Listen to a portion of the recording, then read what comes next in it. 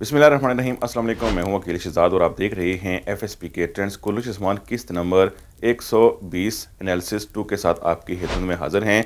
इससे पहले हमने आपके साथ जिक्र किया था कि उस्मान बे मोहर हासिल करने का फैसला तर्क करके वापस आ चुके होंगे, लेकिन साथ साथ ये भी बताया था कि उस्मान बे फिर जाने की कोशिश करेंगे। उस्मान बे कैसे मोहर हासिल करेंगे और अगर मोहर हासिल कर ली तो फिर नाइमान उनके खिलाफ कैसा मनसूबा बनाएगा।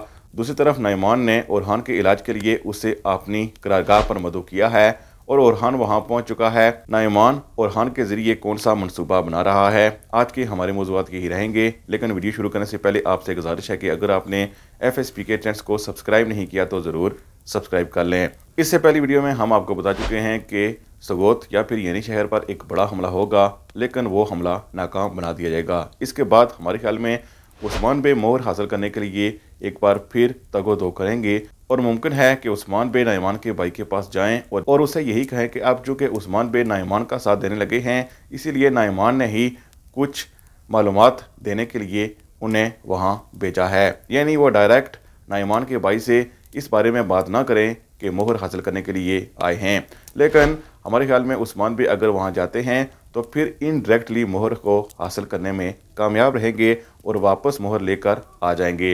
लेकिन दूसरी तरफ चूंकि नाइमान पहले से ही मनसूबा बना चुका है और ओरहान उसकी करारगाह में पहुंच चुका है, तो हमारे ख्याल में मोहर हासिल करने के लिए वो ओरहान का तबादला चाहेगा। यानी उस्मान बे एक बड़ी चीज़ हासिल कर लेंगे, लेकिन दूसरी तरफ नाइमान भी ओरहान को हासिल कर लेगा। और अगर ऐसा होता भी है तब भी उस्मान बे हमारे ख्याल में नाइमान से सबकत ले ही जाएंगे, क्योंकि हमारे ख्याल में मुमकिन है कि जब इनका तबादला हो तो इस सूरत में उस्मान बे उसको जाली मोहर दे दें। बहरहाल ये तो दूसरा ट्रेलर देखने से ही हमें मालूम होगा कि उस्मान बे का अगला कदम क्या होगा, लेकिन ये बात तय है कि उस्मान बे मोहर हासिल करने की भरपूर कोशिश करेंगे।